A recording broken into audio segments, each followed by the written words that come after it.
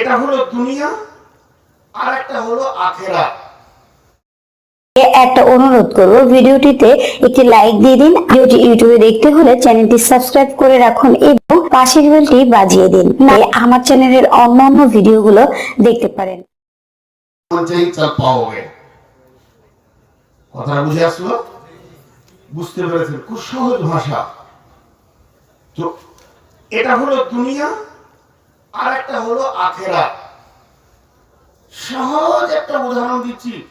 এটা আপনার বাসা, আপনি কোনোখানে বসে আছেন, আপনার দুটি বন্ধু আসলো, একজন আসলো 3টে বাড়ি ওই পাশে ওনার বাড়িটা, উনি এই হয়তো 200 গজ হেঁটে আসলো।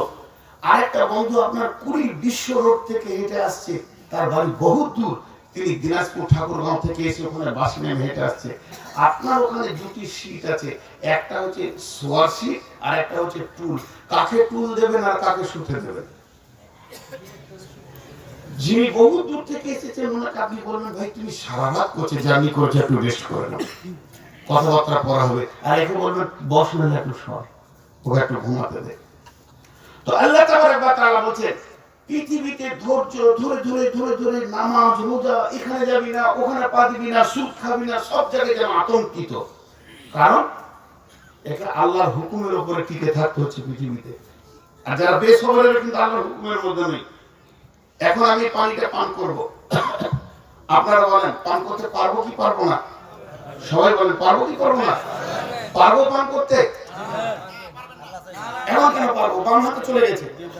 তার মানে আমাকে একটা পানি পান করতে গেলেও আল্লাহকে জিজ্ঞেস করতে হচ্ছে। তাহলে আমি পৃথিবীতে স্বাধীন নই।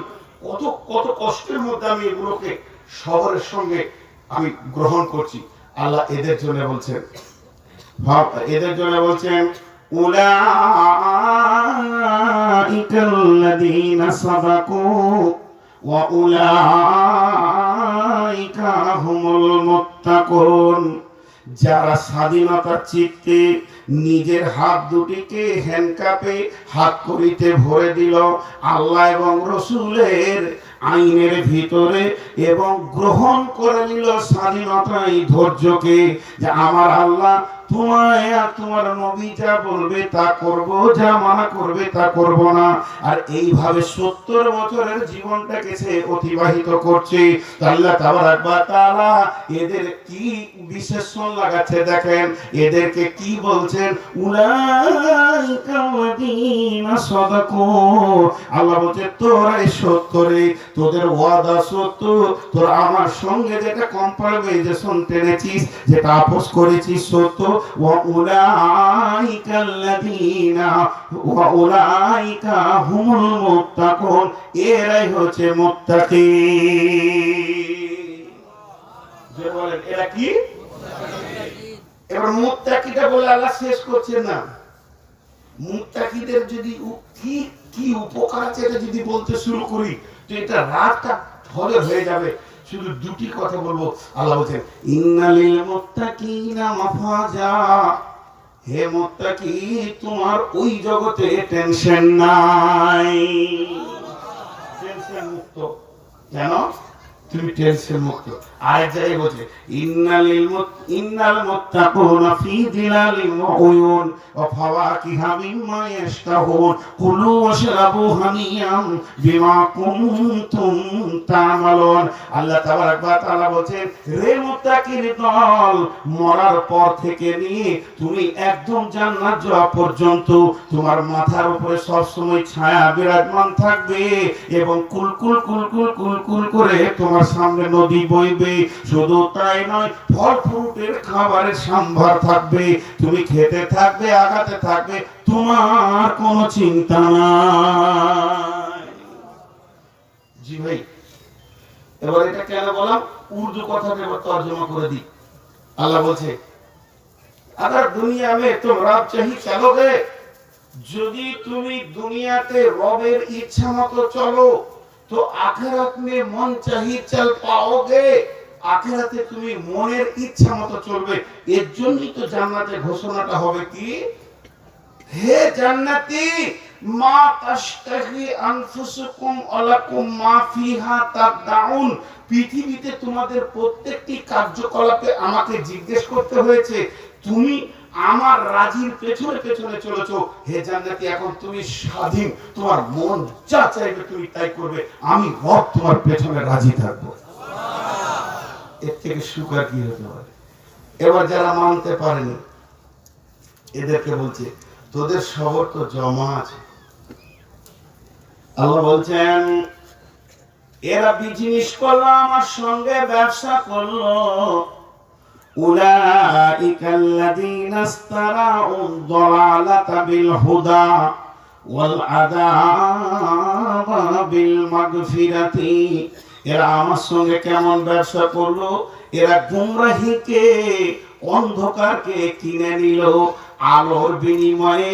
উলাইকাল্লাযীনা ইসতারাউদ দালালাতা বিল হুদা, যারা হেদায়েতের বিনিময়ে গুমরাহিকে কিনে নিল।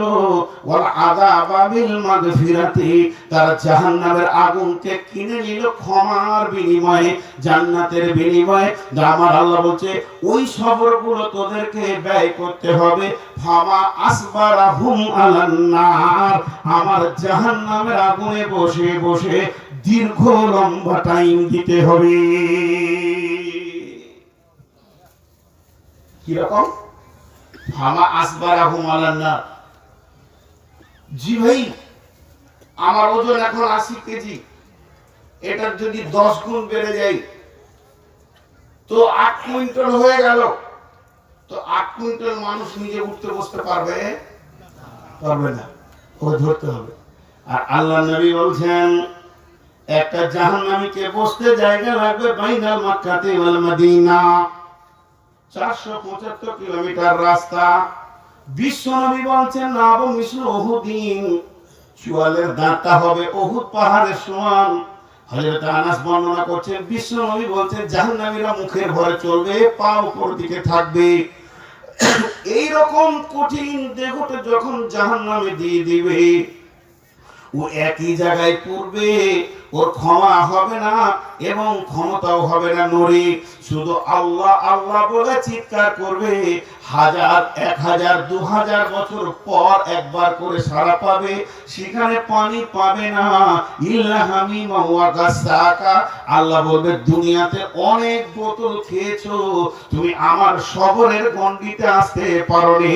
ভামা আসবারাহুম আলান নার, এখন তোমাদের সবরের জায়গাটা হচ্ছে আগুনের ভিতরে। মাশরুম দাও, চালিয়ে যাও। জি ভাই, এই জন্য বলছে, আখিরাতে তোমাকে রব চাহি চলতে হবে, দুনিয়াতে যদি মন চাহি চলো। সবর একটি নিয়ামত, ধৈর্য একটি নিয়ামত, কিন্তু আমাদের ভিতরে ধৈর্যের অনেক অভাব। জি ভাই, আপনারা তো কৃষক এরিয়া নন, আপনারা হচ্ছেন বিজনেস ক্লাস মানুষ। তো তারপর একটা জিজ্ঞেস করছি, যদি জানা থাকে তো উত্তর দেবেন। মাটিতে ধান ফেলার পর আপনার বিচন ধান মাটিতে দিয়ে দিলেন, রিটার্ন ধান দিতে কত সময় লাগে? ঠিকই বলেছেন, 6 মাসে হচ্ছে কিছুই জানেন না, 3 মাস, 90 দিনে রিটার্ন ধান আসবে। মাটিতে আমের আঁঠি দেওয়ার পর আম কত দিনে দেবে? জি জি না, 5 বছর। 5 বছরের স্বাভাবিক, কেউ কেউ 4 বছরে দিয়ে দেয়। তাহলে দুটার পার্থক্য। তাল যদি মাটিতে দেওয়া হয়, কতদিনে তাল দিবে? 12 বছর, এক যুগ। তাহলে 3 জনের মধ্যে সবরের ডিস্টেন্স দেখেন কেমন। ধান 90 দিনে, আর আপনার আম 5 বছর, তাল হলো 12 বছর। কিন্তু ধানের ইতিহাসে নাই, তার গাছ নাই, সে একবার ফল দিয়ে পৃথিবী থেকে বিদায় নেয়। তার যত তাড়াতাড়ি মাল দেয়, ইতিহাসও পৃথিবী থেকে চলে যায়। আর একটা আমের আঁটি ওখানে আপনি 5 বছর পর ফল পাবেন, কিন্তু আপনাকে স্বাভাবিক আম 65 বছর পর্যন্ত দেবে। তারপরে আমের কমে আসবে মার্কেট, তারপরে আম আস্তে আস্তে ধীরে গাছ এবার কমের দিকে যাবে। কিন্তু তালের গাছ যদি লাগান, আপনার 70 পুরুষকে সমান তাল খাওয়াবে, কারণ এর সবর যত বেশি লংজিভিটি তত বেশি। এর সবরটা মিডিল, লংজিভিটি মিডিল। আমের ধানের সবর কম, লংজিভিটি সবর কম। অতএব পৃথিবীর বুকে যে ইবাদতের ভিতরে যত সবর থাকবে, তার জান্নাতে লংজিভিটি তত বেশি থাকবে। এর জন্য তো নামাজে সবরটা অপরিহার্য, আর নামাজেই ধৈর্য থাকে না। দেহ মুসাল্লি কাতারে দাঁড়িয়ে আছে, আর মন মুসাল্লি মার্কেটে চলে গেছে। জি ভাই, দুইজন দুই জায়গায় ঘুরছে। অথচ আমাদের সবরের খেল। সব থেকে বড় জিহাদ কাকে বলা হয়েছে? হুদাইবিয়ার সন্ধিকে জিহাদ একবার বলা হয়েছে, অথচ তলোয়ার বের হয়নি। কেন? সেটা ছিল তাদের সবরের সব থেকে পরীক্ষা। আমাদের এখানে সবরই নেই, ধৈর্যই নেই, খালি তাড়াতাড়ি। আর রাস্তায় দেখুন, এদিকে বাইক যাচ্ছে, এদিকে রেস্কা, ওখানে ভরে দিলে কোন সবর নাই। ও চাইছে আমি আগে বার হবো। আর আপনাদের দেশে ড্রাইভার গুলো মাশাআল্লাহ আন্তর্জাতিক মাল। এখানে একটা বাস ঢুকেছে, তো এখানে একটা রিক্সা, এদিকে একটা মাইক্রো, ওদিক থেকে একটা ট্রাক, বাম্পারটা সামনে লাগিয়ে দিয়ে বসে আছে সারা। শুধু সবরের অভাব। কথা ঠিক বলছি না? এই সবরের অভাবের কারণে এই ঘটনা ঘটছে, রাস্তায় জাম টাম যা হচ্ছে। কিন্তু জেনে রাখেন, আমি ওই যখন জামে পড়ে যাই, তখন খুব চিন্তা করি যে আমার জীবনের কয়েকটা সেকেন্ড ফালতু যাচ্ছে। কারণ আমি যে সেকেন্ড কুটে এনেছি, তার থেকে তো আমি বেশি বাঁচবো না। তাহলে এখানে আমি জাম্পে পরে কি করে সময়টা কাটালাম? যদি একটু দৌড়তে পারতাম, তা আমি আর জীবনে কিছু করতে পারতাম। কিন্তু মানুষ বোঝে না, সবর বড় নিয়ামত, কিন্তু আমাদের ভিতরে ধৈর্যই নেই। ধৈর্য বলতে, ধৈর্য দেখা খুব মুশকিল। হ্যাঁ, তো সবর হলো 3 ধরনের।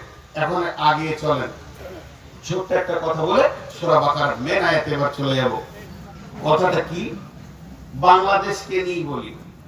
বাংলাদেশে মুদ্রাস্ফীতি যেটা, যার মিডিয়া করে লেনদেন, টাকা পয়সা, জমি জায়গা, সোনা দানা, ব্যবসা বাণিজ্য, আনাজ ফল আদি, শাক সবজি, ফল ফ্রুট, সবগুলোকে আমরা লেনদেন করি। মিডিয়াটার নাম কি? টাকা। আমাদের দেশে রুপি, মিডিয়াটার নাম কি? টাকা। তো তেমনি সৌদিতে হচ্ছে রিয়াল, আর কোথাও হচ্ছে রিং, বাট, দেনার, দেরহাম, ওরকম আছে। তো টাকাটাই বলি। এখন সহজ করে বোঝানোর জন্য বলছি যে যার কাছে টাকা আছে তার কাছে সব আছে। এটা কথার কথা বুঝাচ্ছি। মেন তো আল্লাহ আছে, তো সব আছে, কিন্তু বোঝানোর জন্য বলছি যার কাছে টাকা আছে তার কাছে সব আছে। সে ঢাকা থেকে যে জিনিসটা ইচ্ছা কিনে নিতে পারে, তার কি পারে না? আপনি গেলেন কুড়িল বিশ্ব রোডে, কুড়িল বিশ্ব রোডে যাওয়ার পর, কিংবা আপনি গেলেন ধরে নেন উত্তরা, কি খেতে গেলেন, যে আপনি মার্কেটে যা আছে সব কিনবেন নিয়ত করেছেন, খালি কি থাকলে হবে? টাকা। যার টাকা নেই সে পারবে না। কিন্তু একটা গোডাউন আছে, সেই গোডাউনে টাকা পয়সা চলে না, সবরের বিনিময়ে লেনদেন হয়। একটি মাত্র গোডাউন আছে, সেই গোডাউনে নাই নাই শব্দটা বলতে পারা যাবে না। দুনিয়াতে আপনার যা দরকার ওই গোডাউনে আছে, আখেরাতে যা দরকার ওই গোডাউনে আছে। হায়াত থেকে মত পর্যন্ত, বিবি, ছেলে পেলে, বউ বেটি, জমি জায়গা, সুখ শান্তি, ভালোবাসা, প্রেম প্রীতি, যা কিনতে চাইবেন ওই গোডাউনে পাওয়া যাবে। আর ওই গোডাউনে যিনি সেলসম্যান, যিনি প্রস্তুতকারক, তারই নাম আল্লাহ তাবারক ওয়া তাআলা। আর আমার আল্লাহ বলছে, আমার গোডাউন থেকে যদি মাল নিবি, তোদের টাকা চলবে না, পয়সা চলবে না, রুপি চলবে না, রিয়াল চলবে না, ডলার চলবে না, পাউন্ড চলবে না, এখানে একমাত্র চলবে সবর। তবে তেমন টাকাতে একটা মার্ক থাকে, এই মার্কটা কি? যে সবরের ভিতরে ঈমানের মার কাছে। আমাদের দেশে টাকাতে যেমন অশোক আছে, অশোক ছাড়া ওই টাকা চলে না, তেমনি আপনার দেশে কিছু আছে। আল্লাহ তাবারক ওয়া তাআলা বলছে তোরা আমাকে সবর দিবি আর আমি আমার গোডাউন খালি করে তোকে মাল দিব, শুধু লাগবে সবার। কোথায় বলেছেন আল্লাহ? বিসমিল্লাহির রহমানির রহিম, ইয়া আইয়ুহাল্লাযীনা আমানু, হে ঈমানদারেরা, ইস্তাঈনু, আমার কাছে তোরা যাচাঙ্গা কর, ভিক্ষা কর, বিস্তাঈনু বিসসবরি ওয়াসসালাহ, ধৈর্য এবং নামাজের মাধ্যম দিয়ে। ইস্তাঈনু বিসসবরি ওয়াসসালাহ, ইন্নাল্লাহা মা'আস সাবিরিন, নিশ্চয় আল্লাহ ধৈর্যশীলদের সঙ্গে রয়েছে। হাজি ভাই, কি চাবেন? সব থেকে দামি জিনিস কি বলেন? কে বলতে পারবে? জি, ঈমান তো বটে, কিন্তু সব থেকে দামি বস্তু বলেন, ঈমান তো বস্তু নয়। সবর, যে যা বলবেন বলেন। জান্নাত। কেউ মনে মনে ভাবছে শ্বশুরের বিটি। আমি এক জায়গায় বলছি যে মনে করলেন আল্লাহ তাবারক ওয়া তাআলা বলছে তোরা 100টা চাইলে একটা দিব, একটা চাইলে একটা দিব, 20টা চাইলে একটা দিব, 5টা চাইলে একটা দিব, কি নেবেন? কি নেবেন বলেন? জি ভাই, উসখুস হয়ে গেল কেন সময়টা? বুঝতে পারছি না। আপনারা আমার দিকে অ্যাটেনশন হন, না আমি খালি চুপ থাকি, কাজটা ক্লিয়ারই হয়ে যায়। এটাই বাংলাদেশের বিড়ম্বনা। আমাদের প্রধানমন্ত্রী আসলেও মানুষের দিল দিকে যাবে না। চলেন ইন্ডিয়াতে চ্যালেঞ্জ দিচ্ছি, নাহলে আপনার জুতো আর আমার মাথা। বায়ান চলছে, বায়ান চলছে, একটা মানুষ আসতেই পারে, একটা মুরব্বী আসতেই পারে, একটা মেহমান আসতেই পারে, আন্তর্জাতিক কারণে মানুষ আসতেই পারে, ওই দিকে সবাইকে তাকাতে হবে। আর ওই লোকটাকে বসাতে পারলাম না। ওরা যে কোন কোন ফ্যাক্টরি থেকে এসছে আল্লাহ মাহবুব জানে। সুন্দরবন না বান্দরবন?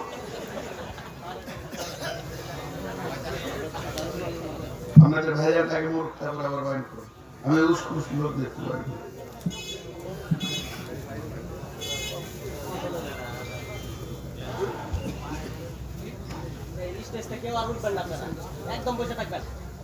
আর এই কাগজটাকে দিয়ে কিছু ওর সঙ্গে সাক্ষাৎ না করে দাঁড়ান, এখন শেষ কাজ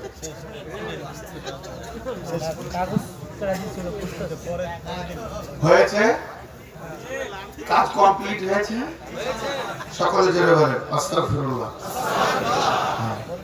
দেখেন, পৃথিবীর সব থেকে বড় হচ্ছে আল্লাহ। তিনি যখন সভাতে এসেছেন বা মসজিদে নবীতে এসেছেন, কেউ উঠে দাঁড়াননি। একবার সাহাবীরা উঠে দাঁড়িয়েছিলেন, আসহাবে সুফা সাহাবীরা। তো আল্লাহ নবী বলেন যে আগন্তুককে দেখে, মুরব্বীকে দেখে উঠে দাঁড়ানোর সম্মান দেওয়াটা ইহুদিদের চাল, ইসলাম এটা গ্রহণ করে না। আমি উঠছি চেয়ারে, লোক উঠে দাঁড়াবেন কেন? শরীয়ত তো পারমিশন করে না। হ্যাঁ, মুরব্বী এসেছেন, চেয়ারটা ছেড়ে দিব ওনাকে, এটা ঠিক আছে, কিন্তু সম্মানের জন্য উঠে দাঁড়ানো এটা শরীয়ত নয়। প্রধানমন্ত্রীর আগমন, সে হচ্ছে, আরে বিশ্ব নবী গেছেন মসজিদে নবীতে, এত স্লোগান হয়নি, আর আমি কোন ছি ছি ছি আস্তাগফিরুল্লাহ। আবার কেউ বলছে লাল গোলাপ শুভেচ্ছা, একটাও গোলাপ না, মিথ্যা কথা বলছে, কামিরা গোলাপ। হ্যাঁ, বাংলাদেশ ফুলিয়ে ফাঁপিয়ে, মানে যতদূর আল্লাহ করতে বাকি রেখেছে, খালি করেও দিয়েছে, কাকে কাকে আল্লাহ বানিয়ে বসিয়ে রেখেছে। জি, আস্তাগফিরুল্লাহ, আস্তাগফিরুল্লাহ। দেখেন, একটা কোরআনের বায়ান কেটে গিয়ে আমাকে 5 মিনিট টাইম আপনাদেরকে দিতে হবে। আবার ক্লাস মানে কি, এসে ঢুকে এলেন তাড়াতাড়ি, খোলা আছে।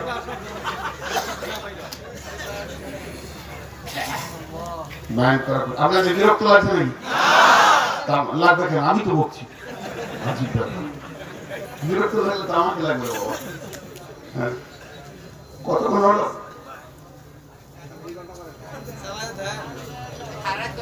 2 ঘন্টাই তো করবো। এবার চলেন, আল্লাহ চাইতে বলছেন তো পৃথিবীর সব থেকে বড় সম্পদ হলো আল্লাহ। জান্নাতেও শত নিয়ামত আছে, সমস্ত নিয়ামত ফেলিওর আল্লাহর কাছে। সব থেকে বড় নিয়ামত কি? সে আল্লাহ বলছে তুই ধৈর্য ধরবি তো আমি তোর সঙ্গে থাকবো। ইন্নাল্লাহা মা'আস সাবিরিন। আল্লাহ বলছে আমি ধৈর্যশীলদের সঙ্গে থাকি। তাহলে এই নিয়ামতটা পাওয়ার পর বাকি আর কোনো চিন্তা আছে? দিল্লিতে গেছি, একজন দোয়া করছে হাত তুলে, মজলিসে ছিলাম আমি বসে, তো বলছে এ আল্লাহ तुझको मांगते हैं तुझी से तू हमारे बंदे हम सबको अपना बना ले, अगर तुझे मिल जाए तो कुछ भी दरकार नहीं है। ये अल्लाह তুমি আমার হয়ে যাও, আমি তোমার কাছে তোমাকেই চাইছি, তুমি আমার হয়ে যাও, আমাকে তোমার বানিয়ে নাও, তোমাকে যদি আমি পেয়ে যাই তা আর কোনো সম্পদের আমার দরকার নেই। কত বড় চাওয়া! জি ভাই, কত বড় চাওয়া! তাই আমার আল্লাহ বলছেন ইন্নাল্লাহা মা'আস সাবিরিন। হে ঈমানদারেরা, তোমরা নামাজ এবং ধৈর্যের মাধ্যম দিয়ে আমার কাছে চাও, যা চাইবে চাও, কিন্তু জেনে নাও না চেয়ে একটা জিনিস পেয়ে যাবে। তোমার ভিতরে ধৈর্যের মতো যদি গুণ থাকে তো আমি আল্লাহ স্বয়ং তোমার সঙ্গে থাকবো।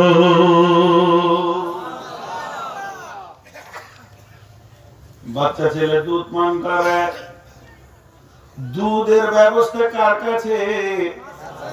মায়ের কাছে। আব্বার কাছে দুধের ব্যবস্থা নাই, আল্লাহ প্রসেসিং করেছে তোমার মায়ের কাছে তোমাকে দুধ পান করতে হবে। বাচ্চাকে ক্ষুধা লেগেছে, 2 বছরের বাচ্চা কাঁদতে কাঁদতে মায়ের কাছে গেছে, সে মাকে বলছে এবার আমাকে দুধ দাও। কিন্তু বন্ধুরে, মায়ের কাছে দুধ আছে, মায়ের 20খানা আঙ্গুল আছে, বাচ্চা যদি আঙ্গুল ধরে চুষে তো দুধ পাবে না, মায়ের ঠোঁট ধরে চুষলেও দুধ পাবে না, মায়ের কান ধরে চুষলেও দুধ পাবে না, মায়ের গোটা বডিতে যদি বাচ্চা ঠোঁটে লাগে চুষেও দেয় টানে তো দুধ পাবে না। দুধ পাওয়ার প্রসেস হচ্ছে 2টি, তাকে ধরতে হবে মায়ের স্তনকে আর মুখ লাগাতে হবে বোঁটাতে। যখন সে মায়ের স্তনকে ধরে বোঁটাতে মুখ লাগাবে, মায়ের গোডাউন খালি হবে আর ছেলের তাকাজা পূরণ হয়ে যাবে। আর ওই সময় বাচ্চা দুধ খাওয়ার আগে 2টি চোখে 2 ফোঁটা বের করে দিয়েছে, আর যখনই 2টি ফোঁটা বাচ্চার বের হয়েছে, মা আর তার স্তনকে ঢেকে রাখতে পারেনি, বাচ্চার মুখে বোঁটা দিয়েছে আর বাচ্চা স্তনকে ধরেছে, বোঁটাতে দিয়ে টান মেরেছে, তো সঙ্গে সঙ্গে মায়ের গোডাউনের মাল বাচ্চার পেটে আসতে শুরু করেছে। তো আমার আল্লাহ বলছে গোলামেরে, তোদের যখন কোন মালের প্রয়োজন হবে তখন এক কাজ কর, চোখের পানিতে আয়, যে নামাজ নামে স্তনকে ধর আর সবরের বোঁটাতে টান মান। নামাজ নামে স্তনই সবরের বোঁটা ঝুলছে, ওই জায়গায় যখন তুই টান মারবে আমার গোডাউনের মাল এসে তোর কাছে হাজির হয়ে যাবে। সাহাবীরা রাসূলুল্লাহ সাল্লাল্লাহু আলাইহি ওয়াসাল্লাম মিরাজ থেকে ফিরে এলেন, সাহাবীরা জিজ্ঞাসা করলেন মা সালাত ইয়া রাসূলুল্লাহ, নামাজ কাকে বলে? তো আল্লাহ রাসূল উত্তর দিলেন ইসতাইনু বিসবরি ওয়াস সালাত। তার এক কথাই হচ্ছে এরকম, আল্লাহ থেকে চাওয়া পাওয়ার মিডিয়ার নাম নামাজ, আল্লাহ থেকে লেনদেন করার যে মিডিয়া চাওয়া পাওয়া তার নাম কি? সালাত। তো সাহাবীরা বলেন ইয়া রাসূলুল্লাহ আর আপনাকে বিরক্ত করব না, যখন যা প্রয়োজন হবে নামাজ পড়ে আল্লাহ থেকে নিয়ে নিব, আল্লাহ থেকে নিয়ে নিব। তাহলে ওই সালাতে আপনার সবর থাকতে হবে। এরপরে আল্লাহ যাচ্ছেন পরের আয়াতে, ওয়ালা তাকুলু লিমান ইকতালু ফি সাবিলিল্লাহি আমওয়াত বাল আহইয়া ولكن لا تشعرون ولا تقولوا لمن يقتل في سبيل الله أموات بل أحياء ولكن لا تشعرون আরেকটা কাদের শহীদদের আরেকটা কাদের জন্য শহীদদের জন্য আচ্ছা অনুশীলন চলছে সবর শহীদ কেন ঢুকলো এখানে অনুশীলন চলছে সবর শহীদ কেন ঢুকলো জি কয়েকটা উদাহরণ দিব মন দিয়ে শুনবেন এই যে বাল্ব গুলো জ্বলছে আপনাদেরকে দেখে ভালো লাগছে কিনা আর হ্যাঁ না বলেন বাল্ব গুলোকে জিয়ে বলে তোকে খুব ভালো লাগছে তখন ও বলে তোকে ভালো লাগে কি আমার ভিতর জ্বলছে কত ধৈর্য নিজেকে জ্বালিয়ে অপরকে আলো দিয়েছে দিয়েছে কি দেয়নি তো ও জানে এই যে কেবলে কারেন্টটা যাচ্ছে আপনি জিজ্ঞেস করেন কেমন আছো বলে প্রচুর লোড আপনাদের পুরীর বিশ্ব রোডটা কত সুন্দর তৈরি হচ্ছে আমাদের কলকাতা থেকে দিল্লি পর্যন্ত রোড আছে 4 লেন তো ওই রোডটা কত সুন্দর রোডটাকে একবার জিজ্ঞেস করেন কেমন আছো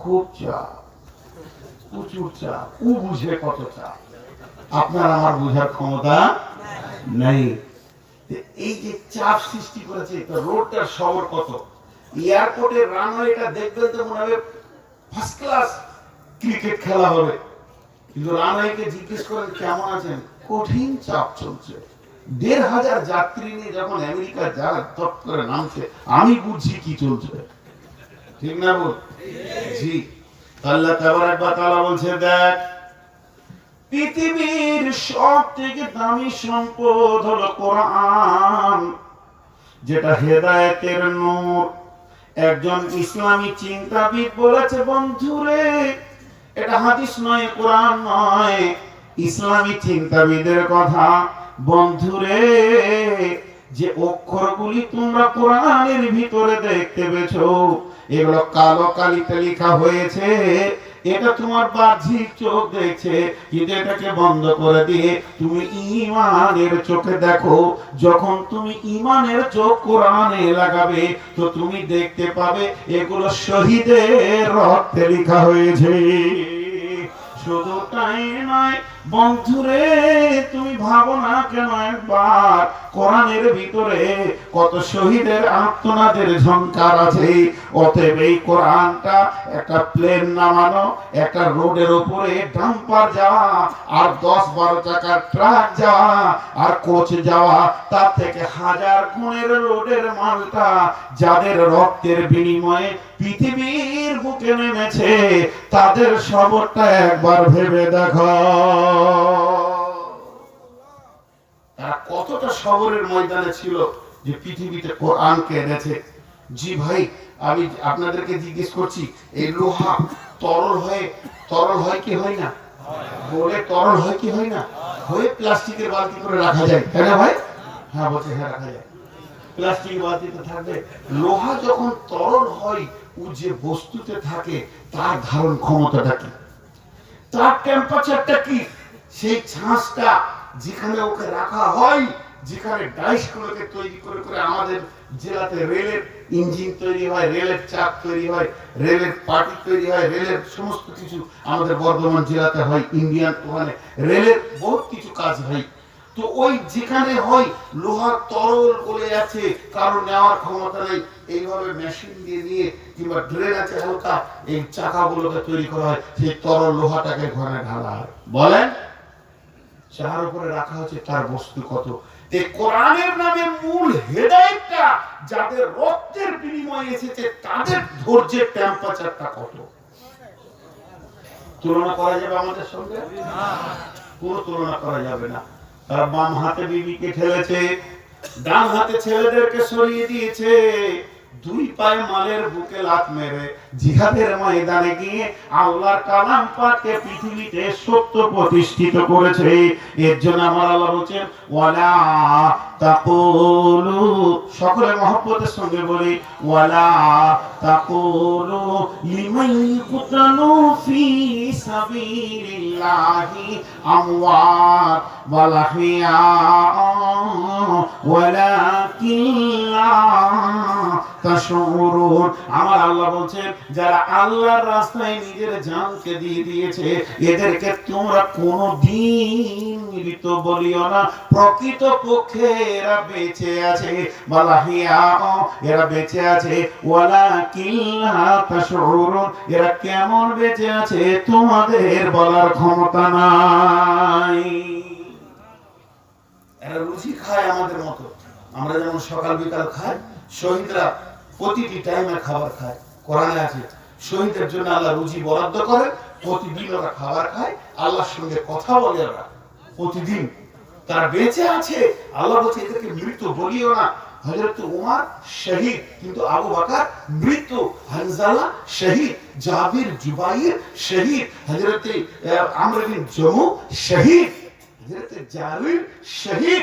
এদেরকে শহীদ বলো, এদেরকে মৃত বলা যাবে না। আল্লাহ পরিষ্কার মানা করেছেন এদেরকে মৃত বলিও না। তোমরা জানো না ওরা জীবিত আছে, তোমাদের বলার বুঝার ক্ষমতা নাই। আল্লাহ আপনি বুঝাবেন তো বুঝবো না কেন, সব জায়গায় বুঝে যায় না। আপনাদের পাশে এয়ারপোর্ট, এয়ারপোর্টের রানওয়েতে বিমান দৌড়ছে আর বিমানের বক্সে বলে দিচ্ছে আপনাদের মোবাইলগুলো সুইচ অফ করে। সুইচ অফ না করলেও অটোমেটিক হয়ে যাবে। হবে কি হবে না? যখন 15-16 হাজার ফুট উপরে চলে যাবে তখন আর টাওয়ার নাই, না আমার আছে, না আপনার আছে, না সেবকের আছে, না সেবিকার আছে, কারো টাওয়ার নাই। সব খুশ খুশ খুশ খুশ শেষ হয়ে যাবে, পকেটে ঢুকে যাবে। কিন্তু টাওয়ার নাই বলে কি সবারই নাই? পাইলটের আছে। তার হার্ড ডিস্ক কত মজবুত, সেইখান থেকে কলকাতা যাচ্ছে আর ঢাকাতে উড়ান দিয়ে কলকাতার সঙ্গে কথা বলে নিচ্ছে যে আমি 17 মিনিটের মধ্যে আপনার কাছে পৌঁছাচ্ছি, রানওয়ে খালি আছে কিনা। কথা বলছে 70,000 ফুট 75,000 ফুট উপর থেকে সে রানওয়ের সঙ্গে মানে স্টেশনের সঙ্গে কথা বলছে। তাহলে বলেন আমরা ওখানে 150 যাত্রী 150 মোবাইল নিয়ে চেষ্টা করলো, পাইলট যেটা বুঝছে ওই বোঝার ক্ষমতা আমাদের আছে কি? রব্বুল আলামিন বলেন পৃথিবীর বুকে যত দিনকে নিয়ে শহীদ হয়েছে আজও হবে। শহীদের যেমন নামাজ বন্ধ নাই, হজ বন্ধ নাই, তেমনি জিহাদ বন্ধ নাই। জিহাদ শুরু হয়েছে বদরকে দিয়ে, জিহাদ শেষ হবে দাজ্জালকে মারার পর। তার আগে জিহাদের আমল বন্ধ নাই, খণ্ডভাবে কোথাও কোথাও চলছে, আজও শহীদ হতে পারবেন। অতএব বন্ধুরে আল্লাহ তাবারক ওয়া তাআলা বলছেন পাইলটের সঙ্গে এই এয়ারপোর্টের যে সম্পর্ক, শহীদের সঙ্গে আমার সেই সম্পর্ক। অতএব তোরা হাজার চেষ্টা করলো তাদের কেমন বেঁচে আছে এটা তোরা বুঝতে পারবি না। জি, তাহলে এরা সবরের আপার লেভেল আছে। আচ্ছা চলেন সবরের পরীক্ষা করেন আল্লাহ। আল্লাহ আবার পরীক্ষা হলেন 100 মার্কের পরীক্ষা চলছে, 5খানা কোশ্চেন আছে। কয়টা কোশ্চেন বললাম? 5টা। উত্তর দিতে হবে কিন্তু। কি বলছেন? বিসমিল্লাহির রহমানির রহিম। ওয়ালানাবলুওয়ান্নাকুম বিশাইইন মিনাল খাফি ওয়াল জু'i ওয়া নাকসিম মিনাল আমওয়ালি ওয়াল আনফুসি ওয়াস সামারাতি ওয়া বাশশিরিস সাবিরিন। আমার কাগজটার দিকে তাকালে বুঝতে পারবেন। জি, এটা কাগজ, এখানে 5খানা 1 2 3 4 5 5টা প্রশ্ন, আর এই কোণে লেখা থাকে কি না যে কত মার্কের কোশ্চেন, 100 কি 50 কি 10। তো আল্লাহ এই আয়াতের শেষে এই উত্তর যে দিতে পারবে তার মার্কটা দিয়ে দিয়েছেন অবাশিরিস। সকলে যারা বলে অবাশিরিস সাবিরিন। আল্লাহ বলছে ধৈর্যশীলদের সঙ্গে সুসংবাদ। আর সুসংবাদ মানে কি? তো এই এই প্রশ্নের উত্তর যারা দিতে পারবে তাদের জন্য কি জান্নাত। আপনাদের এবার মনে হয় বিরক্ত লাগছে, ক্লান্ত হয়েছে, সবর কমেছে।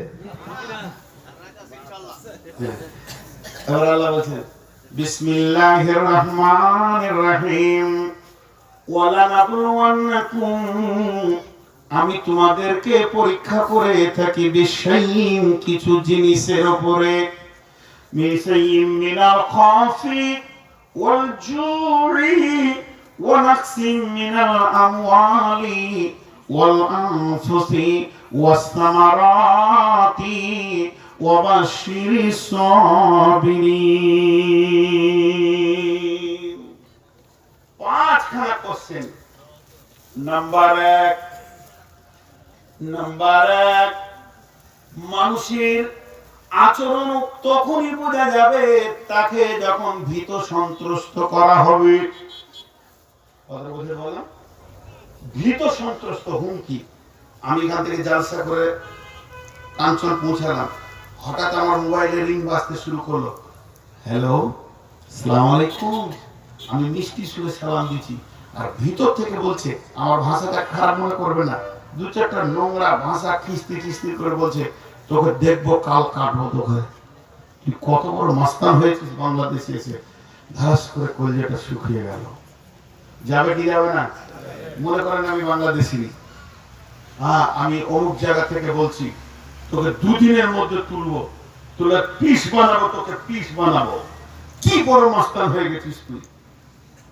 এই যে হুজুর হুঙ্কার খেয়ে গেছি আমি। আমার বাড়ি নারায়ণগঞ্জ, কাঞ্চনী মনে করেন বাড়ি, বিদেশ হলে বুঝতে পারবে না।